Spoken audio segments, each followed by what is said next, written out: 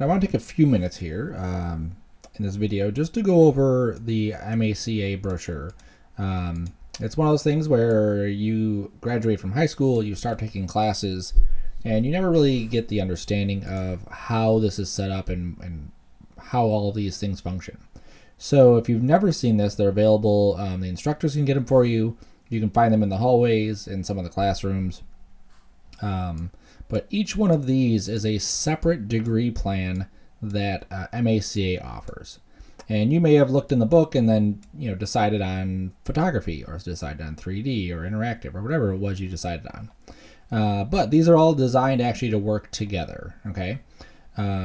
If you have questions about a specific one, you can definitely contact me, Sean Sarcona. But any one of the other instructors, so Matt Bush is in charge of creative imaging and illustration, Michael Crummett for interactive web, and so on down the list. Okay, so you can contact those people directly as well. Part of our program is a core of classes. So these core classes are ones that across the board are things that will make you more successful in all the other areas, like design and layout and 3D and all that. And this isn't just like us guessing what it is. This is from industry, what they think are skills that regardless of what specialty you're in, you need to have. So everyone has agreed that photography is something that everyone should be able to do. Everyone agreed that design fundamentals, which is this design one class, is stuff you need to be able to do. You need to be able to illustrate somewhat. You need to be able to do page layout. You need to be able to do previs and digital illustration and Photoshop and intro to motion graphics. So all of these are things that, again, the industry has agreed these are things that people need across the board. Okay. As you're going through this, you're also hitting on a lot of prereqs for these specific specialties.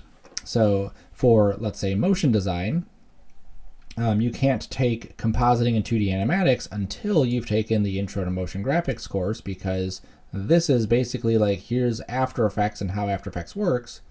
And then this is the second level of After Effects, where we're actually doing animation of characters, like full body characters. And so if you try to jump into this one without knowing any of this, you would most likely just fall to pieces in tears every day you came to class. Okay. So we want to make sure you're successful, and we want to make sure that you're hitting on all those things you need. So that's why you take this one before you would take that one. Okay. Now that's just an example. There's also Intro to Photoshop, Advanced Photoshop. You get the idea there. Okay. Each one of our courses goes through a pretty in-depth level of instruction. So Intro to Photoshop is not just the basic stuff that you would see at other schools or in a couple videos on YouTube. We go very in depth and try to make sure that when you get out of it, you're pretty skilled at doing Photoshop, so that when you get in this advanced Photoshop class, you're ready to roll.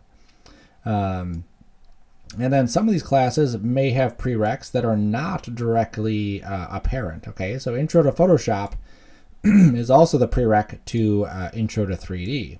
And the reason for that is because inside this Intro to 3D course, we use Photoshop to build textures and then to modify some of our renderings. So we want to make sure that you have those skills before you get into it.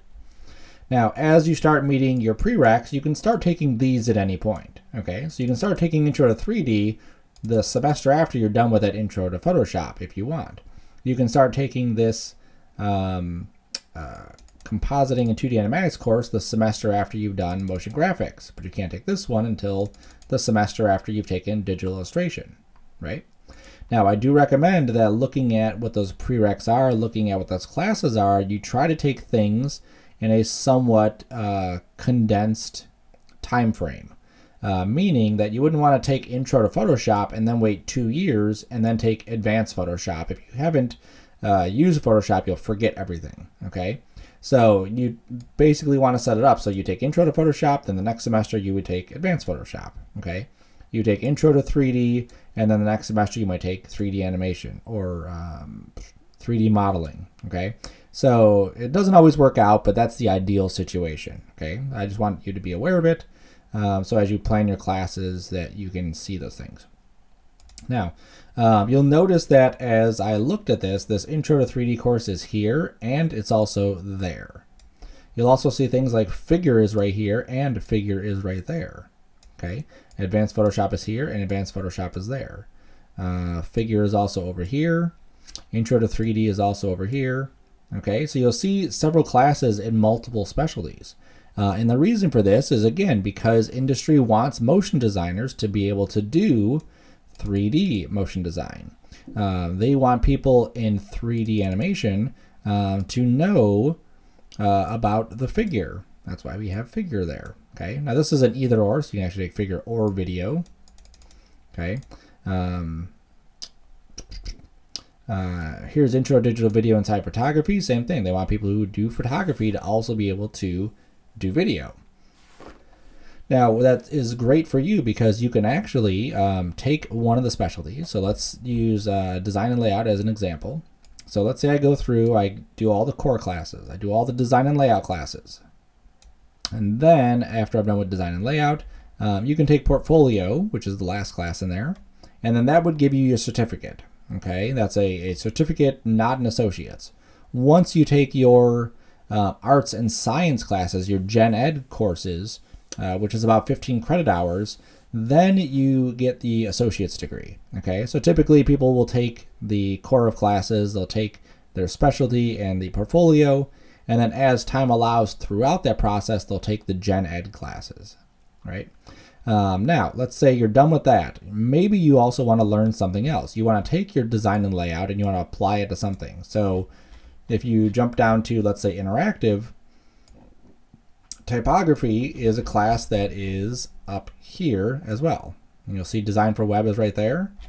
And down here is design for web. Okay, so you wouldn't need to take these classes again if you wanted to also pursue interactive.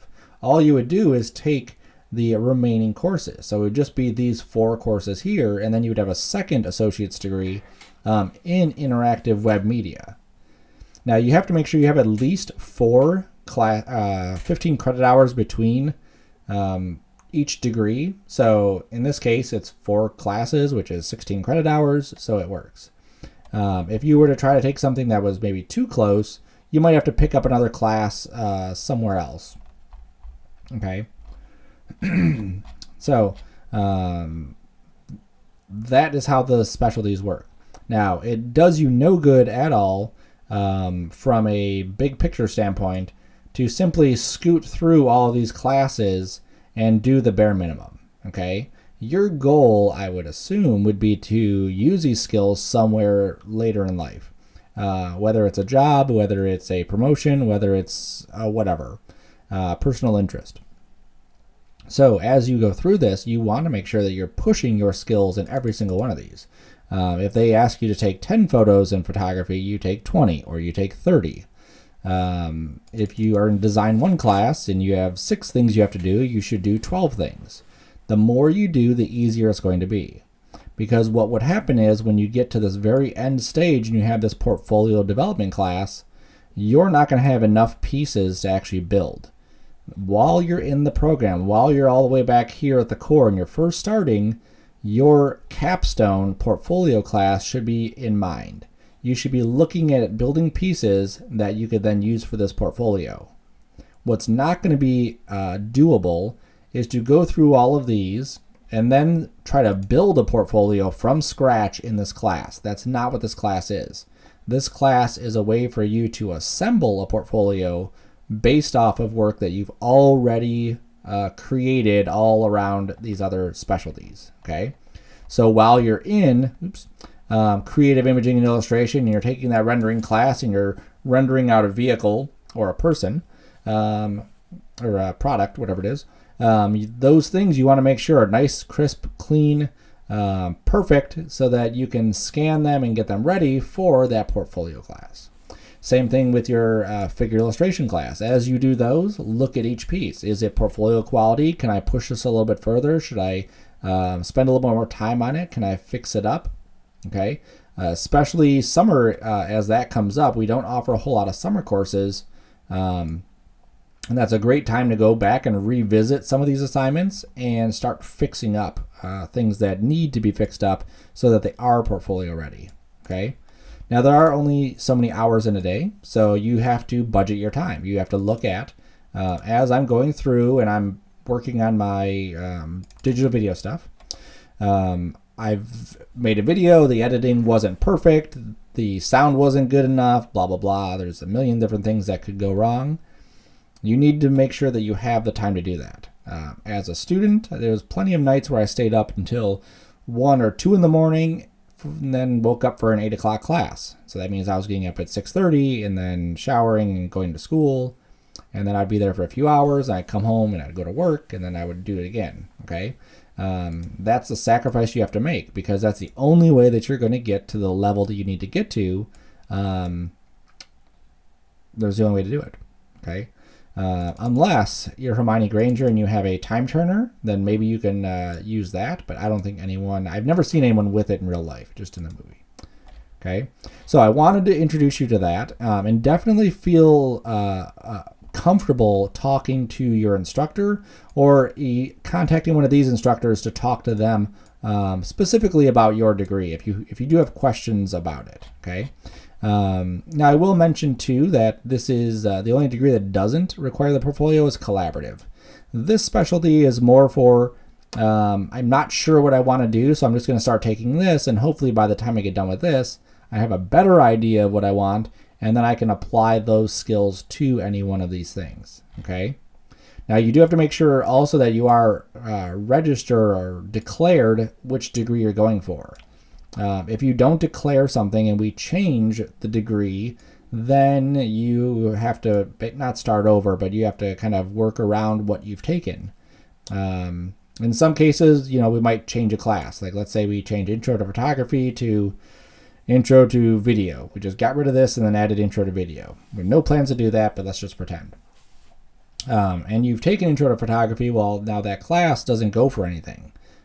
So then you're just out that class. So make sure you do declare it on My Macomb in the counseling offices to get that situated. Okay. So hopefully this was helpful and gave you a little bit of comfort so that you know that you're headed the right way. If you do have any questions about your stuff, like I said, contact your instructor or contact one of these instructors. And if you're not sure, feel free to contact me and I'll direct you at least to the right person or area.